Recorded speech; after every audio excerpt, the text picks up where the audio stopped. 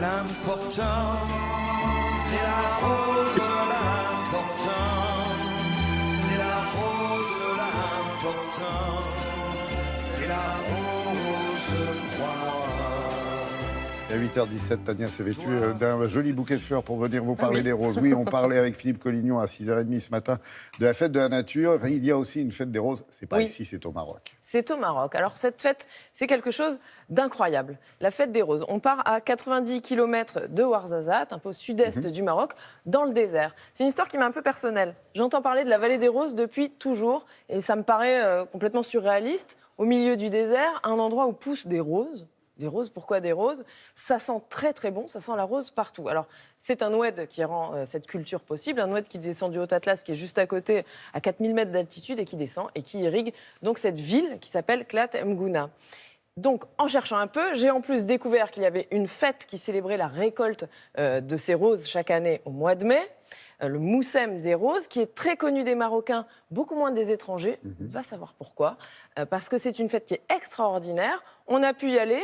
On y allait, c'était il y a 15 jours, à peine, même pas 10 jours. Cette fête intervient a priori chaque année, le deuxième week-end de mai, mais pas toujours. En fait, c'est variable, ça dépend en fait de la date de récolte. C'est peut-être pour ça que tout le monde n'y va pas et que c'est difficile à planifier. Eh bien, nous avons réussi à aller voir et vous allez voir, c'est sublime.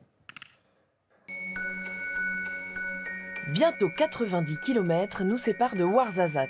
2 heures à suivre cette seule et unique route. Le désert caillouteux, le soleil qui cogne, au loin, l'Atlas marocain et les plus hauts sommets du Maghreb. Et soudain, une apparition, presque un mirage, une hallucination. Magie, merveille, on est en plein milieu du désert et regardez où on se retrouve. C'est tout de même formidablement étonnant. On est au milieu d'une parcelle de roses, en plein milieu du désert. Ça sent délicieusement bon. C'est sucré, c'est très doux. Ça sent la rose, quoi, tout simplement. La rose damascine, c'est avec elle qu'on fait l'eau de rose ici au Maroc. Et c'est elle, cette petite rose, qui va guider notre voyage. La légende raconte qu'au XIe siècle, un groupe de pèlerins berbères de retour de la Mecque aurait ramené ces roses dans leur vallée, bouleversés par leur beauté. Comme des ronces protectrices, ils s'en servent dans un premier temps pour clôturer les parcelles, puis réalisent que l'arbuste est généreux, que l'on peut en tirer une eau subtile aux multiples vertus. L'économie de Klat Mgouna fleurit. Aujourd'hui, les femmes ne restent plus à la maison, elles travaillent aux champs et dans les coopératives, une émancipation par la rose. Et un travail de titan, entre 10 et 40 kilos de pétales par jour, par cueilleuse, 1 kilo de pétales distillés pour 1,5 litre d'eau de rose, le produit phare donc, mais les dérivés foisonnent, tous plus originaux et roses les uns que les autres. Au mois de mai, la récolte touche à sa fin. La petite ville de moins de 20 000 habitants va en accueillir des dizaines de milliers en plus.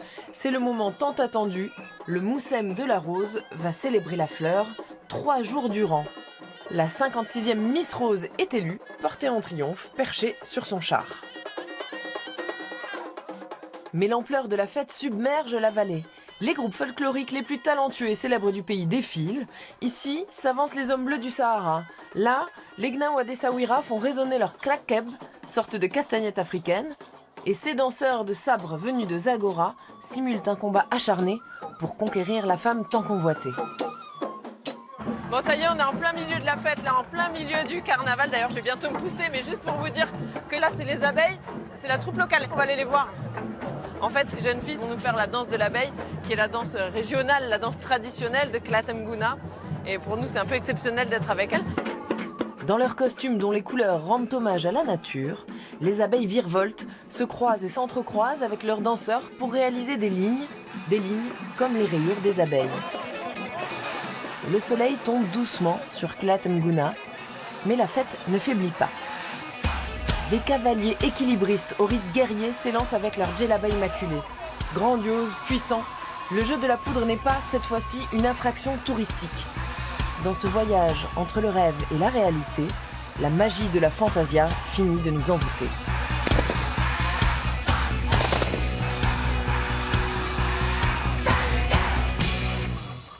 Super, puis il n'y avait personne, Sublime. enfin j'allais dire pas de Sublime touristes. fantaisie. Mais pas de touristes étrangers, c'est ça qui est extraordinaire.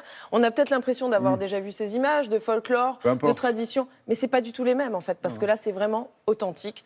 Allez-y, c'est l'année prochaine, c'est dans 1 an, vous pouvez préparer. Merci beaucoup Tania pour Avec ce joli plaisir. voyage et ces belles fleurs bien sûr.